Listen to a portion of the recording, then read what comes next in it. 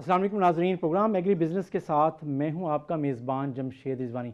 नाज़रीन, जनूबी पंजाब और सराइकी इलाके में गंदम की काश्त अपने अरूज पर है और इस बार ज़्यादा से ज़्यादा रकबे पर गंदम कैसे काश्त हो सकती है और आइंदा फसल के जो मसाइल हैं और जो अच्छी फसल के इम्कानात हैं वो क्या हो सकते हैं, यही हमारे आज के प्रोग्राम का मौजू है। और आज हमें स्टूडियोज़ में ज्वाइन कर रहे हैं director agriculture extension Multan Shahzad Sabir sahab, हमारे साथ चौधरी मोहम्मद अनवर साहब हैं जो पाकिस्तान किसान इत्तेहाद के चेयरमैन हैं, और हमारे साथ डॉक्टर लाल अख्तर हैं जो रीजनल डायरेक्टर हैं एग्रीकल्चर रिसर्च इंस्टीट्यूट बहावलपुर के। तो सबसे पहले मुल्तान के हवाले से और ख़ास तौर पर जनूबी पंजाब के हवाले से शहजाद साहब, आप क्या समझते हैं कि क्या आपको टास्क है, टारगेट क्या है और क्या आप उसकी काश्त का टारगेट पूरा करने में कामयाब हो जाएंगे? जी बिस्मिल्लाहिर्रहमानिर्रहीम। इंशाल्लाह हम बड़ी स्पीड के साथ टारगेट की तरफ गामजन है। मुल्तान की बात करें तो हमारा जो टारगेट है 19,65,000 एकड़ का टारगेट है हमारा वीट की सोइंग का, और जनूबी पंजाब का कोई 70 लाख एकड़ का टारगेट है। और इस वक्त गंदम की काश्त बड़ी स्पीड से जारी है। रोज़ाना की बुनियाद पर हज़ारों एकड़ पे काश्त हो रही है।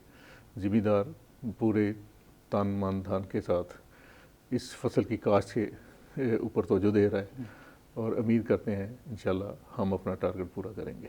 आप समझते हैं कि मोटिवेटेड है? एक दफ़ा जब उसने गंदम बेची तो बहुत कम रेट था, और जब बाद में उसको ख़ुद ही लेनी पड़ी तो उसने काफ़ी महंगा लिया। तो आप समझते हैं कि जो बड़ा चैलेंज है कि जो जिस रकबे पे काश्त होनी है उसमें आप इजाफा कितने % देख रहे हैं? मुल्तान डिवीज़न में कितने % टारगेट है आपका ज़्यादा काश्त करने का? जी ये मैं एग्जैक्टली अब कोई ये तो नहीं कह सकता कि कितने % इंक्रीज़ आ जाएगी, लेकिन डेफिनेटली इंक्रीज़ ज़रूर आएगी। इसलिए कि गवर्नमेंट ने जो इंसेंटिव दिया है इस दफ़ा गंदम के रेट बढ़ा के, उसके साथ किसान को काफ़ी आसरा मिला और किसान मोटिवेटेड है और उसकी प्रॉफिटेबिलिटी भी इंक्रीज़ करेगी, इससे इंक्रीज़ करेगी। चौधरी मोहम्मद अनवर साहब, आप किसान की एक तंजीम के नुमाइंदे भी हैं, सरबराह भी हैं, आप क्या समझते हैं कि गंदम बहुत बुनियादी बात है, हमारी खुराक की सबसे अहम ज़रूरत है। किसान जो है गंदम का काश्तकार, जैसे आप सब कह रहे हैं कि मोटिवेटेड है, वाकई ऐसा है? आप समझते हैं कि अच्छी फसल ज़्यादा रकबे पे काश्त हो सकेगी इस बार गंदम? बिस्मिल्लाहिर्रहमानिर्रहीम, आपने बहुत अच्छा सवाल किया। गुजारिश ये है कि ये तो गवर्नमेंट के डायरेक्टर साहब हैं और इन्होंने तो गवर्नमेंट की बात करनी है। गवर्नमेंट 2-3 काम कर दे, गंदम का टारगेट पूरा हो जाएगा। नहीं तो नहीं होगा? नहीं तो नहीं होगा। अच्छा, वो कौन ये से काम जितना है? मर्जी बोल ले, टारगेट पूरा नहीं होगा। पहली बात तो ये है कि हुकूमत सिंध ने 2,000 रुपये मन गंदम का रेट का ऐलान किया जी। पंजाब की रेट भी नहीं ऐलान कर रहे जी। ये कभी कहते हैं 1600 देंगे, कभी कहते हैं 1650 देंगे। एक मुल्क क्या सिंध में गंदम महंगी तैयार होती है, पंजाब में सस्ती तैयार होती है? सिंध गवर्नमेंट अगर 2,000 रुपये रेट उसने बनाया है तो पंजाब गवर्नमेंट भी 2,000 का ऐलान करे ताकि काश्तकार उसको काश्त करे। मैं प्रैक्टिकल काश्तकार हूँ, मैं वो फसल काश्त करूँगा जिसमें मुझे मुनाफा नज़र आएगा।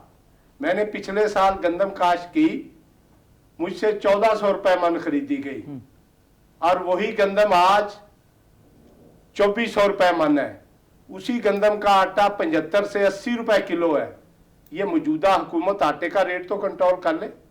ये गंदम की बिजाई से पहले गंदम के रेट का ऐलान किया जाए। अगर गंदम का रेट सिंध हुकूमत के बराबर होगा, यानी 2,000 रुपये मन होगा, तो गंदम की काश्त बढ़ जाएगी। ये बाहर से जो गंदम मंगवा रहे हैं वो क्वालिटी में भी हल्की है, वो 2,000 से ऊपर मंगवा रहे हैं। हमारे किसान को 2,000 क्यों नहीं देते? ये क्या इन्होंने डीएपी जो मैंने साबका गवर्नमेंट में 2,400 रुपये फी बैग मुकर्रर करवाया था, आज वो डीएपी 4,000 रुपये मिल रही है। अच्छा, हम इस पे आते हैं कि क्या इनपुट्स हैं और उसकी क्या अहमियत है और कौन से इनपुट पर आप चाहते हैं कि हुकूमत आपको सपोर्ट करे। लेकिन पहला बुनियादी बात है, इनके पास बीज ही नहीं है। गंदम का काश्त कहाँ से होगी? गंदम किसके पास है बीज? मार्केट में बीज नहीं है, गंदम का शार्ट हो गया। सिवाय क्योंकि जिस काश्तकार ने इस साल गंदम का बीज रखा था, गन पॉइंट पे बीज भी उठा लिया गया। बीज तो है नहीं, बीज तो ब्लैक में मिल रहा है, 3800 का थैला मिल रहा है, 4000 का थैला मिल रहा है। ये कहते हैं टारगेट पूरे हो जाएंगे। जब गंदम महंगी, डीएपी महंगी, तो उस रेट का मुझे पता नहीं, 6 महीने बाद रेट क्या मिलना, तो मैंने काश्त क्यों करनी है, पहले ये रेट का ऐलान करें। लेकिन ये बताएं, लोग तो काश्त तो कर रहे हैं इस वक्त, फिर आप कैसे कह रहे हैं लोग कैसे काश्त नहीं कर रहे होंगे? ये हर साल काश्त होती है, पिछले साल भी काश्त हुई है, काश्त तो नहीं रुकेगी। अब वो किसान बेचारा क्या काश्त करे, ये मौसम है ही गंदम काश्त का। हो रही है ना, तो आप कह रहे हैं कि गंदम काश्त नहीं होगी। बात मैंने की है टारगेट की। अच्छा, टारगेट पूरा नहीं होगा? टारगेट कभी नहीं पूरा होगा। कभी से मुराद क्यों दावा कर दिया? कभी इसलिए कि कपास की फसल फेल हो गई है, मेरे काश्तकार के पास पैसा ही नहीं है कि नई फसल लगा ले, ना उसके पास डीजल का पैसा है। अच्छा, हम इस पे बात करते हैं, लेकिन डॉक्टर लाल अख्तर साहब, आप क्योंकि रिसर्च से भी हैं और ख़ासतौर पे गंदम के रिसर्च पर भी आपका काम है। फ़ी एकड़ पैदावार एक चैलेंज है।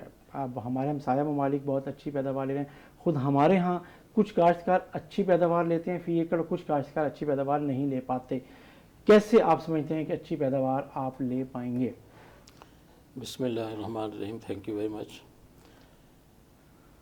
गंदम की अच्छी पैदावार लेने के लिए कुछ फैक्टर्स हैं सर।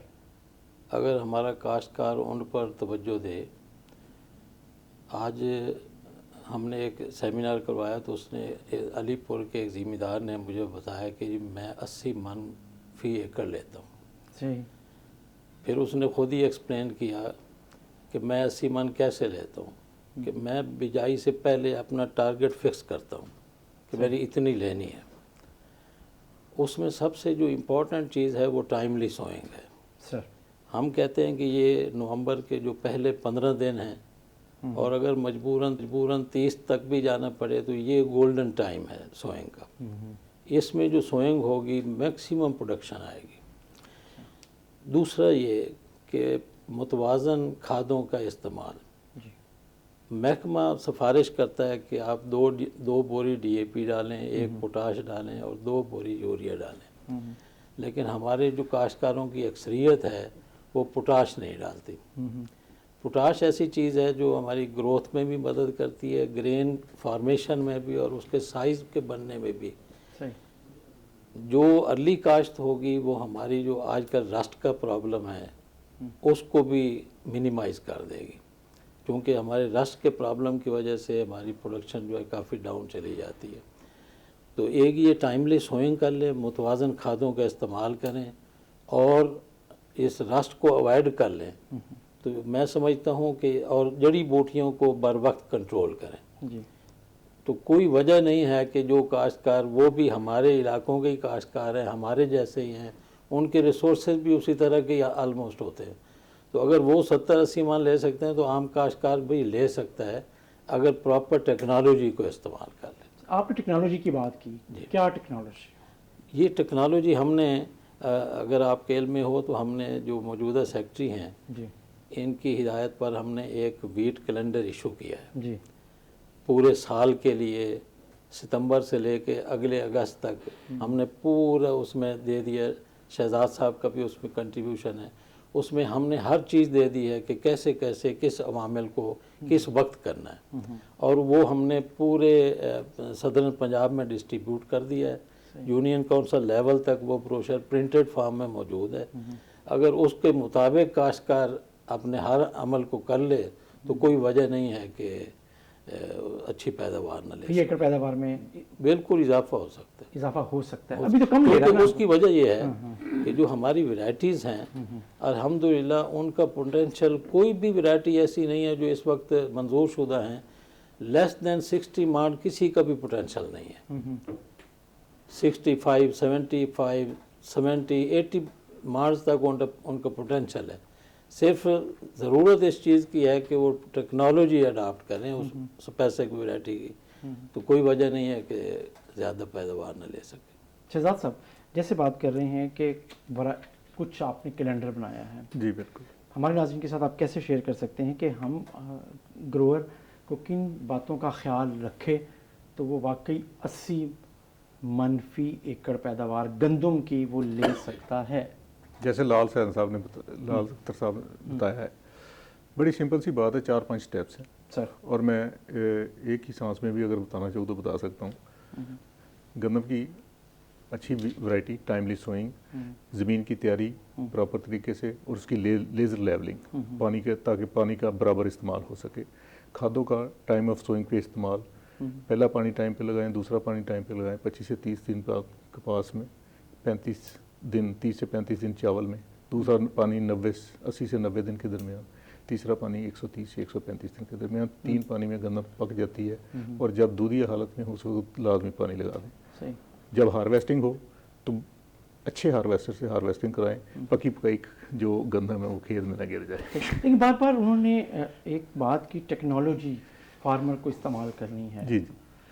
किन किन चीज़ों पे फार्मर को लाजमी कौन सी टेक्नोलॉजी इस्तेमाल करते हैं? जी, इसके लिए हम बाकायदा हमारे जो एक्सपर्ट्स हैं, एग्रीकल्चर ऑफिसर हैं, गांव जाते हैं, वहाँ ऐलान करते हैं, ज़मींदारों को इकट्ठा करके उनको 2 फेजेज़ में उनकी टेक्नोलॉजी उनको डिस्पर्स करते हैं। पहला जब सोइंग होती है, सोइंग करने के तरीके, रौनी का तरीका, बिजाई का तरीका, खादों का इस्तेमाल, ज़मीन की लेवलिंग, सारी चीज़ें उसको बता दी जाती हैं। दूसरा, जब पानी पहला लगने का टाइम आता है तो उस वक्त ज़मींदार के पास फिर जाते हैं, जड़ी बूटियों पे कंट्रोल के लिए पानी के लगाने का तरीका बताते हैं, दूसरे पानी का, तीसरे पानी का, ये सारी चीज़ें उनको उनके डोर स्टेप पे जाकर बताई जाती हैं। सही।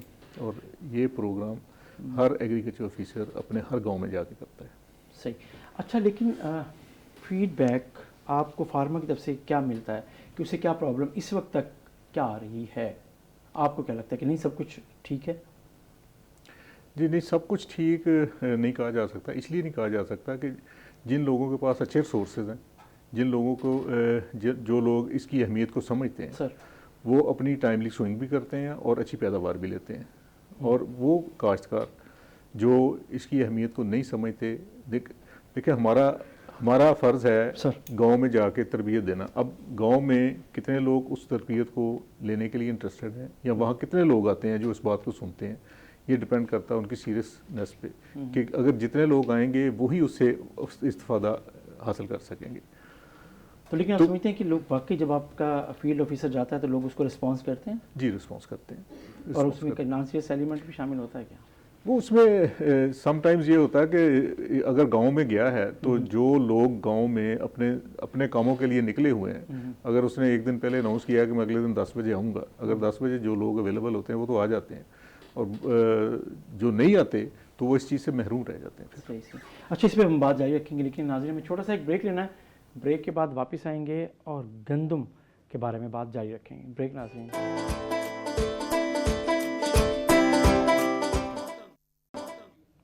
वेलकम बैक नाज़रीन। हम बात कर रहे हैं गंदम की फसल के बारे में जो इस वक्त जिसकी काश्त जनूबी पंजाब और सराइकी इलाके में जारी है। इसमें क्या प्रॉब्लम्स आ रहे हैं और अच्छी फसल के इम्कानात क्या हैं? चौधरी मोहम्मद अनवर साहब, आपने खदशात का इजहार किया कि इस दफ़ा जो टारगेट है हुकूमत का वो शायद पूरा ना हो सके, जबकि इस वक्त जो आइडियल टाइम है गंदम की काश्त का वो है और ज़्यादा काश्तकार वो काश्त कर भी रहे हैं। आपको क्या लगता है कि नहीं यहाँ पे काश्तकार रुक रहा है? देखें जी, गुजारिश ये है, अभी डॉक्टर लाल अख्तर साहब ने फरमाया कि 2 बोरी यूरिया, 2 बोरी DAP, 1 बोरी पोटाश, 5 बोरियों के 20,000 रुपया बनता है। 20,000 होगा तो 1 एकड़ काश्त होगा। इसके बाद वो बीज है वो भी 4,000, 24,000 रुपया सिर्फ ये खर्चा है। अभी ज़मीन की तैयारी के पैसे डालो, पानी के पैसे डालो, तो 80 मन तो आज तक पाकिस्तान में आई ही नहीं है किसी ज़मींदार की। अगर एक ज़मींदार अलीपुर का कह गया कि मेरी 80 मन आती है तो सारे ज़मींदारों की 80 मन आती है। किसी की पिछले साल जो एवरेज है वो 30 मन, 32 मन, 28 मन आई है। 80 मन किसकी आई है? गवर्नमेंट को चाहिए कि 2-3 काम कर जाए। एक तो खाद सस्ती करें, इनपुट्स। दूसरा, गवर्नमेंट को चाहिए कि ये गंदम पे अब 3 स्प्रे होने शुरू हो गए हैं। वो रस्ट आती है, उसकी दवाई इस कदर महंगी है कि अगर वो 500 रुपए की दवाई है तो डीलर उसका 2,000 रुपए रेट रख के बैठा है। ये एग्रीकल्चर वाले कम अज कम उस डीलर को कंट्रोल करके वो रस्ट की दवाई कंट्रोल पे सब्सिडी पे दे दे। तो जब रस्ट आएगी एक फील्ड पे उसकी 50% पैदावार ही खत्म हो जाती है। उसका ग्रेन साइज बहुत बारीक हो जाता है, वजन शार्ट हो जाता है, वो 30 मन एकड़ भी नहीं आती, वो 25 मन एकड़ वाली होती है। ये काम तो करके दिखाए, ये हमें ये बता देते हैं इतनी बोरी खाद डालो, इस ये रस्ट की दवाई है, तो वो पैसे किधर से लाएगा? कपास तो फेल होगी। कपास के पैसे उसकी जेब में आने थे। जनूबी पंजाब में 3 फसलें अहम हैं। नंबर 1 काटन, वीट और शुगर केन जी। चावल जो है वो अपर पंजाब की फसल है, वो इधर नहीं है। अब काटन फेल होगी है, मेरे पास पैसे नहीं है, मैं कहां से 5 बोरियां लाऊंगा? मेरे पास पैसे नहीं है, मैं रस्ट जब आएगी तो दवाई कैश पे मिलती है, डबल ट्रिपल प्राइस पे मिलती है। ये ब्लैक तो रोक नहीं सकते, ये दफ्तरों में क्या बैठे करते हैं, ये रोकें, हम सस्ती दें दवाई। और मैंने ये जो लाहौर धरना दिया उसमें भी मीटिंग में सेक्रेटरी एग्रीकल्चर अभी उसने चार्ज लिया, उसको बताया कि ये काम करो। तो वो अब मैं दोबारा गया गवर्नमेंट से मजाक रहा, तो वो सेक्रेटरी भी तब्दील हो गया, पहला भी, दूसरा भी, तीसरा नया बैठा। ये तो बंदा ही नहीं कोई काम करने देती गवर्नमेंट, मौजूदा गवर्नमेंट जो है ना। कोई जब दफ्तर जाओ तो पता चलता पिछले हफ्ते फलां अफसर साहब थे, अब नए बदल गए। तो ये रस्ट की दवाई की कीमत कंट्रोल में सस्ती लाए। अब जब रस्ट आएगी, अगर दवाई प्रॉपर स्प्रे ना हुई तो इनके दावे सारे फेल हो जाएंगी, पैदावार 20-22 मन पर एकड़ होगी। एसएचओ साहब आप जो बात कर रहे हैं, अगर हम डॉक्टर सलीम अख्तर साहब आपसे बात करें, लाल अख्तर साहब, तो आप क्या समझते हैं कि बीज की जो बात कर रहे हैं, क्वालिटी बीज, वो कहते हैं बीज की कीमत ज़्यादा है, रस्ट की बीमारी है, उसकी वजह से आपकी खादों का इस्तेमाल बढ़ गया है। क्या आप, क्योंकि आप रिसर्च से हैं और चीज़ों के, क्या देख रहे हैं, बीज, क्वालिटी बीज सस्ते दामों कैसे मिल सकता है फार्मर को? देखिए जी, जहाँ तक बीज की प्राइस का ताल्लुक है वो गवर्नमेंट ने फिक्स किया हुआ है सर। पंजाब सीड कॉरपोरेशन 2850 रुपए का थैला बेच रही है। बिल्कुल सही।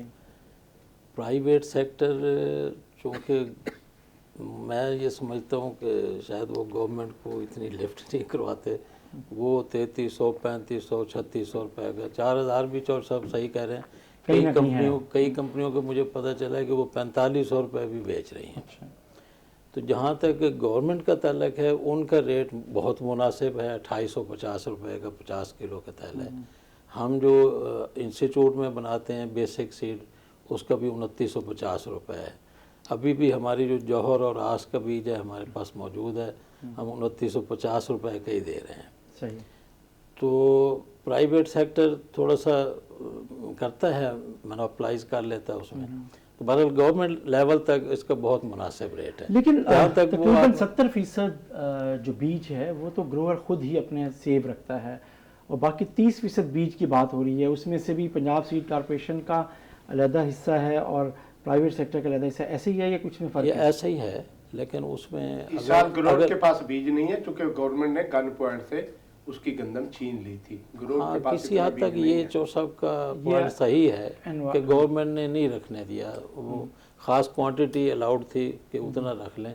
अगर काश्तकार को उसकी ज़मीन के मुताबिक जितनी उसकी होल्डिंग है, अगर उतना अलाउ कर दिया जाए उसे और वो अपना सीड रख ले, तो डेफिनेटली उसके पास एक अच्छी क्वालिटी का बीज रह सकता है। जहाँ तक रस्ट की बात हो रही थी ना जी, जैसे मैंने पहले अर्ज़ किया कि ये अगर टाइमली सोइंग हो, फर्ज करें नवंबर में काश्त हो जाए सर, तो हमारी फाइंडिंग्स ये हैं कि उस पर रस्ट का अटैक हो भी तो नुकसान नहीं होगा। सही। इसलिए कि रस्ट का नुकसान उस वक्त होता है जब सिट्टा फ्लैग लीफ में होता है। अगर उससे पहले या फ्लैग लीफ की स्टेज पर अटैक हुआ तो उसकी यील्ड रिडक्शन की तरफ हो जाएगा। सर, अगर सिट्टा निकलने के बाद होती है रस्ट का अटैक तो कोई फ़र्क नहीं पड़ता यील्ड पर। तो इसलिए हम काश्तकारों को ये अक्सर हम कर रहे हैं, मैसेज दे रहे हैं। इस वीट कैलेंडर के ज़रिए भी हमने मैसेज दिया है कि आप अर्ली सोइंग करें ताकि वो स्टेज आप स्किप कर लें और रस्ट आए भी तो आपको नुकसान ना हो। अदरवाइज़ अगर आप जो काश्तकार है वो नज़र रखे अपनी फसल पर, क्योंकि ये जो रस्ट है ये एयरबॉर्न है, हवा से इसके स्पोर आते हैं। सही। और ये यकदम ऐसा नहीं होता कि ये फील्ड है तो पूरा फील्ड इफेक्ट हो गया।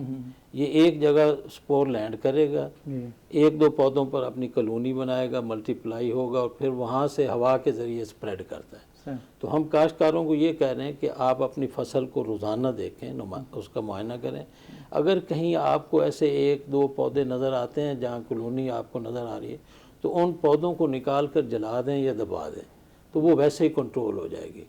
या अगर ज़्यादा ही आपको ख़तरा है तो फिर फ्लैग लीफ की स्टेज तक पर आप एक प्रिवेंटिव स्प्रे कर दें। जैसे हम पोलियो के कतरे बच्चों को पिलाकर उससे बचा, कॉस्ट ऑफ प्रोडक्शन बढ़ जाएगी ना, आपने नहीं स्प्रे वो कर दें। इतनी, वो एक चीज़ है कि अगर वो ब्लैक में मिली है वो, वरना इतनी महंगी नहीं है। अगर ब्लैक होगी तो ज़ाहिर है फिर तो मसला होगा, चलो ये रेट अदरवाइज बता दें इतना क्या रेट नहीं। रेट मुझे अभी कंफर्म नहीं है कि कितना, लेकिन एक स्प्रे चलो कोई दोनों प्रिवेंटिव, ट्रैक्टर रेट बता दें, उसका रेट क्या है? अगर प्रिवेंटिव और उसकी मिकदार स्प्रे क्या है? हो जाए ना जी मशवानी साहब, तो डेफिनेटली रस्ट कंट्रोल हो सकती है उस मौके पे। जो हो। अच्छा, एक और चैलेंज चौधरी अनवर साहब ने किया। उन्होंने कहा कि 80 मन फी एकड़ पैदावार मैं नहीं मानता, कोई सी ग्रोवर के पास नहीं है। इसका जवाब क्या? कितने मैं- ग्रोवर हैं जो 60 मन मैं फी एकड़ से ज़्यादा ले रहे मैं हैं? अर्ज करता हूँ सर कि पंजाब का रिकॉर्ड है, ये हमारे डायरेक्टर हजरात ये वो कंपटीशन करवाते हैं, यील्ड कंपटीशन हर साल होता है। तो 98 मार्च का रिकॉर्ड पंजाब में मौजूद है, एक शख्स का एक शख्स का 98 मार्च उसने ली थी लेकर कंपटीशन जीता है। सर। और 60 70 80 वाले तो बहुत ज़्यादा काश्तकार हैं सर। 50 वाले तो आप समझ रहे हैं कि 50% से भी ज़्यादा। लेकिन चौधरी अनवर साहब की कभी 30 से ये ऊपर नहीं आई है। ये ऐसा ये जैसे जो आपको पंजाब कितनी की एवरेज ये बता जो दें आप की, आपकी कितनी एवरेज? देखें जी पंजाब की एवरेज बता दें डॉक्टर लाल साहब कि इस साल पंजाब की एवरेज गंदम क्या पर एकड़ रही है, वो बता दें। आपकी क्या रही वैसे? वो तो मैं से बात करता हूँ। मेरी तो 32 मन आई है। अच्छा जी और सर। मेरी सर, नहीं, जो- सब करोड़ की आई है। जो 90% करोड़ की 32 मन से क्रॉस नहीं हुई। सदरन पंजाब की 34 मन एवरेज है, सदरन, सिर्फ सदरन पंजाब की। सर। और उसमें बहावलपुर की सबसे ज़्यादा है, 36 मन है। सर। तो ये तो हम कहते हैं जी, देखो लाखों एकड़ की एवरेज कैलकुलेट करके हम बता रहे हैं मुल्तान की ना, क्या रही? 32 34। मुल्तान की फी मन 36-47 36-47 भावलपुर से भी ज़्यादा थी आपकी।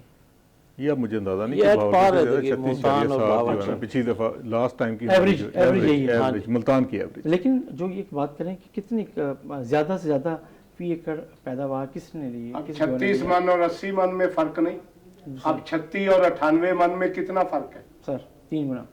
तो ये सर फर्क वो कहाँ से जब पूरा एवरेज निकलेगी तो वो तो जाहिर है उस पर आएगी। क्योंकि अब मैं आपको एक मिसाल देता हूँ, मेरे पास अक्सर वीट के काश्तकार आते हैं, हम उनको कहते हैं जी आप लाइन सोइंग करें, ड्रिल के साथ काश्त करें। यकीन जाने कि अक्सर काश्तकार मुझे कहते हैं जी हमारे पास तो ड्रिल ही नहीं है। अब इसमें महकमा क्या करेगा? अच्छा। महकमा तो रिकमेंडेशन दे सकता है कि best method of sowing drill sowing है, सर। लेकिन अक्सरियत काश्तकारों के पास ड्रिल ही नहीं है, वो छट्टा देते हैं। तो छट्टा आपको पता है कि वर्स्ट मेथड है, सही। उसमें आपको कोई ऑपरेशन करना चाहते हैं, स्प्रे करना चाहते हैं, आप जड़ी बूटियाँ मारने के लिए स्प्रे करना चाहते, रस्ट के लिए स्प्रे कैसे करेंगे?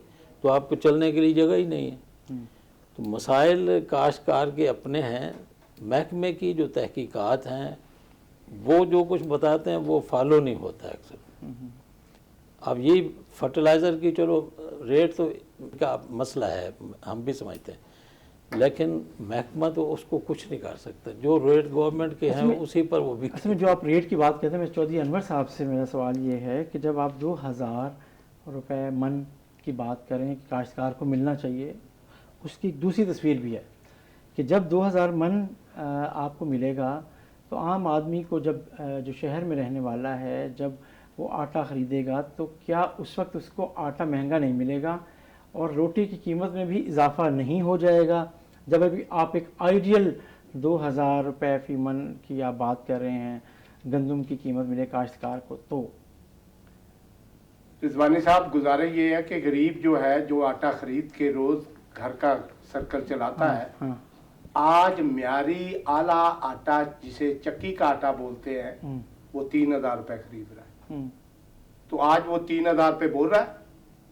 तो जब बोल रहा है। 2000 गंदम बोल रहे हैं, एहतजाज कर रहे हैं। कहाँ एहतजाज आप है? यहाँ बोल रहे हैं, इसका मतलब है कि वो आप उनकी देखिए, आवाज हैं, आप ही तो बोल रहे हैं। हमसे गन्ना 190 रुपए लिया और रेट 60 रुपए किलो चीनी बनते हैं। हम धरना लेके गए कि 10 रुपए इन्होंने मुनाफा रखा, 70 रुपए जहांगीर तरीन ने रेट मौजूदा गवर्नमेंट से बनवाया, अब 70 रुपए चीनी दे, अब 110 क्यों दे रहे हैं? अगर गंदम हमसे 1400 रुपए खरीदी है तो म्यारी आटे का रेट 16, 1650 बनता है।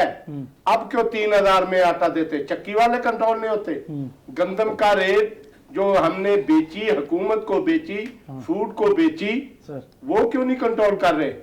वो मिलें जो जिनको आटा ये गंदम सप्लाई करते हैं वो आधा आटा बनाते हैं, आधा मार्केट में गंदम उनकी 2400 रुपए मिल जाती है, वो तो प्रॉफिट में बैठे हैं। बेचारा मेरे किसान का 1000 रुपया कौन खा गया? सही। या हमें वापस दे या आटा सस्ता दे। मेरे सवाल का जवाब आपने दिया कि जब फी मन पैदावार आपको ज़्यादा मिलेगी, सपोर्ट प्राइस, उसका इम्पैक्ट रोटी पर और आटे पर, जो सार्फिन पर आएगा या नहीं आएगा? अगर 2000 रुपए मन गंदम का रेट कर दिया आएगा जाए ना? तो 2300 रुपए म्यारी आला आटे का रेट बनता है। इसी हिसाब से रोटी महंगी होगी। हैं जी, रोटी महंगी होगी ना? तो 3000 रुपए सस्ती है रोटी। जी 3000 आटा ये मिल रहा खास है, हालात में सस्ती होता है ना। तो इस पे बात करते हैं, बात जारी रखते हैं। 2300 में महंगी मिलेगी रोटी, 3000 में सस्ती मिलेगी। बात ये जारी कौन रखते सी हैं, इकोनॉमिक्स है? बात जारी रखते हैं, लेकिन हम छोटा सा एक ब्रेक लेना नाज़रीन, और ब्रेक के बाद वापस आते हैं।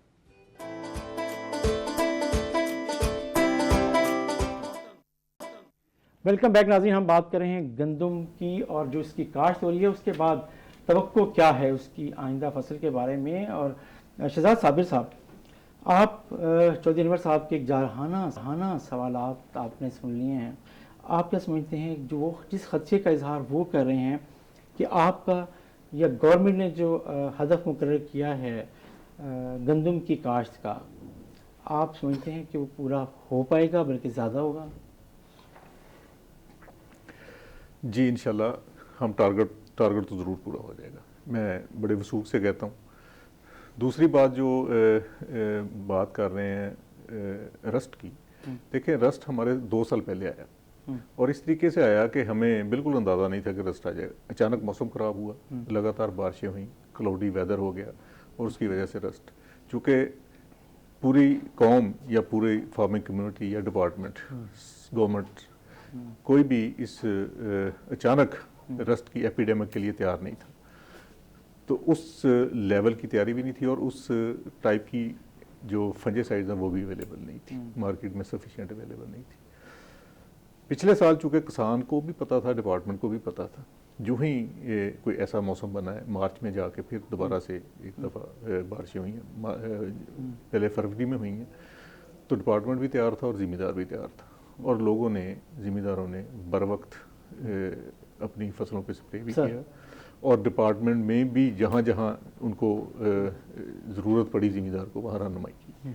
और आपने देखा कि हमारे क्रॉप साइज़ तकरीबन कोई 1.3 मिलियन मेट्रिक टन इंक्रीज़ कर गया सिर्फ इस वजह से। हालांकि मार्च में पिछले साल भी अच्छी खासी बारिशें हुई हैं और हमारा क्रॉप की लॉजिंग भी हुई है, लेकिन इसके बावजूद हमारे इंडिकेटर्स पॉजिटिव थे। तो इस साल भी हम इंशाल्लाह तैयार हैं किसान की रहनुमाई के लिए, हर वक्त तैयार हैं और उम्मीद है कि जैसे तेज़ी के साथ काश्त हो रही है हम टारगेट पूरा कर लेंगे। आइडियल टाइम 30 नवंबर से पहले का है, आप क्या समझते हैं कितने % जो काश्त है जनूबी पंजाब में और फिर ख़ास तौर पर मुल्तान डिवीजन में, क्योंकि आपका का एरिया, कितने % तक काश्त आप समझते हैं गंदम की मुकम्मल हो जाएगी? ये आज की तारीख तक अगर मैं कहूँ तो 50% काश्त हो चुकी है। आज 19 तारीख है, हमारे पास अभी 10-11 दिन है और आज ये जो 15 तारीख के बाद जो काश्त शुरू होती है तो इसका पीक पीरियड होता है। किसान बड़ी तेज़ी के साथ, चूँकि मौसम भी साथ दे रहा होता है और सारी तैयारियां भी उसमें मुकम्मल की हुई होती हैं। तो आज के ये पिछले 10 दिन में मुकम्मल हो जाएगा ये सारा? जी बिल्कुल, 100% जी बिल्कुल, या कुछ 90%? नहीं, 80%? कुछ लोग हैं जिनकी फसल खड़ी रह गई या उन्होंने लेट चुनाई की है, तो वो हो सकता है कुछ लेट हो जाए। मैक्सिमम किसान को बिल्कुल 100% पता है कि उसने अगर 30 नवंबर से पहले काश्त की तो उसको बहुत अच्छा पैदावार मिलनी है। ये किसान को बड़े अच्छे तरीके से पता है। पता है इस बात जी का। बिल्कुल। लाल अख्तर साहब, आप क्या समझते हैं कि जो हमारा जो आदत है काश्तकार की, वो डिले करता है या टाइमली सोइंग करता है? उसमें अब इतनी अवेयरनेस आ गई है कि उसने टाइमली करना है। देखिए, आज का काश्तकार जो है ना बहुत विजिलेंट है, वो बातें ख़त्म हो गई कि वो डिले करता है। जहाँ मजबूरी और जगह, जैसे मिसाल के तौर पर हमारे जो चोलिस्तान के साथ साथ का ट्रैक्ट है, वहाँ कॉटन क्रॉप इस दफ़ा बहुत अच्छी हुई है। वो अभी भी उसकी चुनाई हो रही है कि किसी की होगी, हो सकता है उसकी वजह से कुछ डिले हो, वरना अक्सर जो बड़ी तेज़ी से सोइंग हो रही है। और ये भी हमारी एक ऑब्जर्वेशन है कि हमारे जो चोलिस्तान का एरिया है, इस साइड पर राया बहुत काश्त होता था। सही। अब उसमें काफ़ी रिडक्शन आ गई है। लोग इस इंसेंटिव की वजह से, जो नया रेट आया है उसकी वजह से वो गंदम की तरफ जा रहे हैं। अच्छा, इसमें मैं एक थोड़ा सा याद कर दूं, वो फंजीसाइड की बात हो रही थी, रस्ट की, तो मैं काश्तकार भाइयों को एक मैसेज देना चाहता हूँ कि पिछले साल हमने देखा, पिछले साल फिर भी कुछ कंट्रोल रहा।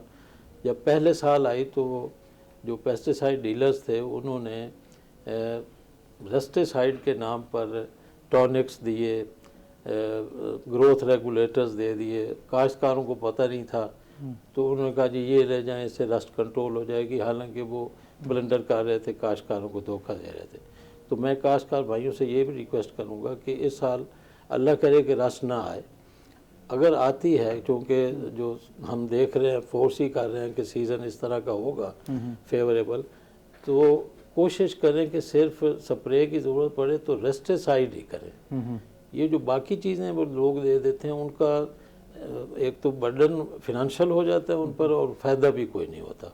तो रेस्टिसाइड स्प्रे करें अगर ज़रूरत पड़े। बिला ज़रूरत तो बिल्कुल हम रिकमेंड नहीं करते, चूँकि हमारी स्टेपल फूड है, हर बच्चे ने, हर बड़े ने खाना है इसको, तो इसलिए रेस्टिसाइड की ज़रूरत हो तो रेस्टिसाइड ही स्प्रे करें। तो दूसरी साहब, दवाई वो बात कर रहे हैं कि बाज़ का जो ग्रोअर है उसने कहीं कहीं माजी में पिछले साल कुछ गलतियाँ की, उससे पिछले साल भी की, और क्या वो इतना फार्मर जो है वो इतना गैर जिम्मेदारी का मुजाहरा कर सकता है? अभी ये दोनों डायरेक्टर साहबान बैठे हैं, इन्होंने फरमाया कि आज से 2 साल पहले रेस्ट आई, हमें अंदाज़ा ही नहीं था कि रेस्ट आएगी। जब इनको अंदाज़ा नहीं तो ग्रोअर को क्या पता था? पिछले साल रेस्ट आई है, ग्रोअर ने स्प्रे किए है। जिन लोगों ने स्प्रे नहीं किए ग्रोअर, उसके पास पैसे नहीं थे, दवाई महंगी थी, दवाई लेने के पैसे मार्च में कोई सोर्स ऑफ इनकम जिम्मेदार के पास होता ही नहीं है कि वो दवाई खरीद के स्प्रे कर सके। इसलिए रस्ट लेगी पैदावार उड़ा के, तो उसकी पैदावार अच्छी नहीं आई। जिन्होंने स्प्रे कर ली है वो 35-40 मन उनकी पैदावार आ गई है। ये 60 मन, ये 58 मन, ये 100 मन, 80 मन, ये सारी झूठी फिक्रें। अल्लाह इन जो एग्रीकल्चर के अफसर साबान है, इनको झूठ से माफ़ी मांगे। ये नहीं, गैर मामूली फिगर तो कभी भी कहीं से भी आ सकता है। अगर 100 मन आई नहीं पैदावार में कैसे मान ले? किसी 100 मन तो किसी ने बात ही नहीं की इस प्रोग्राम में। वो कहते हैं 98 मन आएगी। उन्होंने कहा एक रिकॉर्ड पर ये मौजूद है, वो भी नहीं है, झूठी है। अच्छा, आप उसको आ ही नहीं सकती। मैं प्रैक्टिकल काश्तकार हूँ, ये थ्योरेटिकल बात करने वाले हैं, मैं प्रैक्टिकल। मेरा ख्याल है इंतहाई जिम्मेदार अफसरान हैं, आप एकदम ही आपने उनकी बात को ऐसे निगेट कर दिया जैसे आपने कहा। जो डायरेक्टर होता है वो जिम्मेदार अफसर होता है, इसमें कोई शक नहीं है। डायरेक्टर जिम्मेदार है, झूठ भी वो जिम्मेदारी से बोलता है, उसके झूठ को भी सच समझ लेने चाहिए। आपने मान लिया, मैं नहीं मानता, 98 मन आ जाएगी, आप मान गए क्योंकि वो जिम्मेदार अफसर है। मैं तो यकीन, आप यकीन कर लो, मैं भी नहीं आती, मैं क्यों मानूं? अच्छा मिशवानी साहब, मैं एक बस शॉर्ट लूँगा। ये मेरे फार्म पे मैंने काश्त कर ली है, मैंने 100 एकड़ काश्त कर ली है, मुकम्मल कर ली है। आए किसी एकड़ में इनके मुताबिक खाद डालता हूँ, इनके मुताबिक मेरा 100 मन कर दे। मेरा आपने ड्रिल के जरिए किया? मैंने ड्रिल के जरिए भी किया। सारी छट्टा मारा आपने? छट्टा नहीं मारा, बाग में छट्टा होता है। बाग में जो काश्त होती है ड्रिल हो नहीं सकती, उसमें छट्टा। बाकी ड्रिल सारी की है। ड्रिलिंग ड्रिल अच्छा अच्छा मैं और जो पक्के वट का रकबा है हाँ। जहाँ पे ड्रिल से भी गंदम जर्मिनेशन नहीं होती वहां पे पानी में छटा मारना पड़ता है। अच्छा अगर पानी में नहीं मारोगे तो जर्मिनेशन ड्रिल से भी नहीं जी होती। डॉक्टर लारा अच्छा सर। मैं एक जो अच्छी बात है फार्मर्स के लिए, क्योंकि हमारा रिसर्च का काम है सर और राष्ट्र तो आई है 2 साल पहले, तो मैं एक अच्छी खबर ये सुनाना चाहता हूँ काश्तकारों को कि हमारा रिसर्च डिपार्टमेंट सोया हुआ नहीं है, जाग रहा है और काम कर रहा है। अल्लाह के फजल करम से इस वक्त हमारे पास 4-5 वैरायटीज़ ऐसी आ गई हैं जो रस्ट को रेजिस्ट करती है। अभी चूँकि वो नई है, उसका सीड इतना मल्टीप्लाई नहीं हुआ। आइंदा सालों में हम उम्मीद कर रहे हैं कि जब उनका सीड मल्टीप्लाई हो जाएगा और हमारे काश्तकार के पास जाएगा तो ये रस्ट आएगी भी तो इंशाअल्लाह कोई नुकसान नहीं पहुंचा सकेगी। जिसमें मिसाल के तौर पर हमारे बावलपुर की गाजी 19 है, फैसलाबाद की अकबर 19 है, हमारे बखर इंस्टीट्यूट की बखर स्टार है, फ़ख्र बखर है, अनाज है। तो ये और भी आ रही हैं, अल्लाह के फजल से हमारी पीछे लाइन में लगी हुई हैं वैराइटीज़। इस साल और भी अप्रूव हो जाएंगी। एक बखर वालों की शान बखर आ रही है, वो भी रस्ट को रिजेस्ट करती है। तो महकमा अल्लाह के फजल से अपना पूरा काम कर रहा है, तनदही से काम कर रहा है, अपनी रिस्पॉन्सिबिलिटीज़ पूरी कर रहा है। और ये रस्ट रेजिस्टेंट वैराइटीज़ उनकी मेहनत का मुंह बोलता सबूत हैं। तो हम हमारी उम्मीद है कि इंशाल्लाह आइंदा सालों में ये रस्ट का मसला भी उन वैरायटियों के आने से इंशाल्लाह हल हो जाएगा। आने वाले सालों से क्या मुराद है? 2 साल, 3 साल, 1 साल, 4 यूँ साल? ही ये देखें, नई वैरायटी को मल्टीप्लाई होते होते थोड़ा टाइम लगता है, क्योंकि ये कुछ जादू की छड़ी नहीं है कि इधर से दिया और वो बीज निकल आया। ज़ाहिर है ऐसा ऐसा मल्टीप्लाई होगा, हो सकता है 2 साल लगें, 4 साल लग जाएँ। क्योंकि देखें ना जी, हमारी जो इस वक्त रस्ट सस्टेनेबल वैरायटीज़ हैं, जैसे गैलेक्सी है, फैसलाबाद 8 है, गंदुमान है, TD1 है, अब्दुस्तार है, इनको 60-70%, 50% एरिया पर जाते जाते 12-12 साल लगे हैं। सही। तो जाहिर है इनको ये तो आप कहते हैं ना, मिलना शुरू हो जाएगा हाँ, बीज और मिल रहा है। उसका- इस साल भी हमने दिया है कुछ, सही। और आइंदा साल ये सीड कॉरपोरेशन भी मल्टीप्लाई करेगी, प्राइवेट सेक्टर भी करेगा, हम भी करेंगे। तो इंशाल्लाह आहिस्ता आहिस्ता फिर ये डिस्ट्रीब्यूट होगा, मल्टीप्लाई होगा तो काश्तकारों के पास पहुँचेगा। सही। अच्छा शहजाद साहब, जो बात डॉक्टर साहब ने की है, आप क्या समझते हैं कि रस्ट का जो खुशखबरी वो दे रहे हैं कि ऐसी वैराइटीज़ हैं जो उसको रेजिस्ट कर रही होंगी, उसका इम्पैक्ट कितना 1% आएगा गंदम की पैदावार पे? उसका डेफिनेटली अब जो हम जो टारगेट लेके चल रहे हैं ना जी, हमारा टारगेट ये है कि हम पूरे पंजाब में कोई 4 से 5 मन फी एकड़ पैदावार को बढ़ा लें। सो इससे अगर हमारी 4 से 5 मन अगर हमारी पैदावार पंजाब की ओवरऑल पैदावार जो 31.2 मन फी एकड़ आ रही है, जो जिसमें हम जब बरानी की ऐड करते हैं तो हमारी बड़ी एक सिग्निफिकेंट डिक्रीज़ आती है। तो हम इरीगेटेड एरिया में एक्सपेक्ट कर रहे हैं, जो हम एफर्ट कर रहे हैं कि हम ज़मींदार को बेहतर इनपुट्स दे के, बेहतर तरीके से उसको माइल करके, बेहतर टेक्नोलॉजी दे के, बेहतर वैरायटी दे के, सीड अच्छा दे, सीड दे। तो हम हमारा टारगेट ये है कि हम किसान को 4 से 5 मन फी एकड़ जो उसकी पैदावार उसको इंक्रीज़ पे, और इससे हमारी एक बहुत बड़ी रेवोल्यूशन आ जाएगी। हमारी फूड सिक्योरिटी के सारे इश्यूज जो है वो ख़त्म हो जाएंगे। आज भी हमने जो एक बहुत बड़ा सेमिनार किया है, मेगा सेमिनार, उसमें भी हमने जो फार्मर को इंसेंटिव्स दिए हैं या उसको तरगीब दी है, वो यही है कि टाइम पे सोइंग करें, बेहतर सीड इस्तेमाल करें, बेहतर तैयारी के साथ अच्छी खादें, मतवादर खादों के इस्तेमाल से, बजाय इसके कि हम कहें कि जी हम इसको डबल पे ले जाएं। हम ये कोशिश कर रहे हैं कि वो 4-5 मन ओवरऑल पूरे पंजाब में अगर हमारी प्रोडक्शन इंक्रीज़ कर जाती है तो एक बहुत बड़ी लैंडमार्क होगी। अच्छा एक होगा, और ख़ासतौर पर मुल्क की खुराक की ज़रूरत भी पूरी करने में उससे काफ़ी फ़ायदा होगा। आखिर में चौधरी साहब, आप हुकूमत से क्या चाहते हैं? ये हुकूमत से हम तो कोई ज़्यादा नहीं चाहते जी, गंदम के हवाले से ही बात कर रहा हूँ। चूँकि गंदम की काश्त हो रही है, अब ये एक तो जो टैक्स सिस्टम है ना सब्सिडी वाला, वो कभी 500 का कभी 5,000 का टैग DAP में भी डालते हैं, पोटाश में भी डालते हैं कि जी ये स्क्रैच करो और वट उसका नंबर मिलाओ तो आपके अकाउंट में पैसे आ जाएंगे। बिल्कुल ठीक है। मेरे पास आज भी 150 टैग पड़ा है, जब स्क्रैच करके अपने मोबाइल से नंबर डायल करते हैं तो आगे से रिस्पांस में चलता सारी रॉन्ग नंबर। सही। ये मैं कहते हैं कि ये थोड़ा सा सिस्टम को बेहतर करने की जरूरत है सिस्टम आपको, क्या अगर आपने direct सब्सिडी उसकी दे रहे हैं तो price बेहतर तरीके से। देखिए ऐसे नहीं, हाँ। डायरेक्ट उसकी प्राइस कम कर दें। वो जो टैग वाला सिस्टम 500 का डाल देते हैं, 500 की कीमत कम कर दें। पोटाश में 1000 रुपया डाल देते हैं, 1000 रुपया उसकी कीमत कर दें, सारे काश्तकार को मिल जाएगी। फ़ायदा होना चाहिए इसका। बहुत शुक्रिया चौधरी मोहम्मद अनवर साहब, आपने हमें ज्वाइन किया।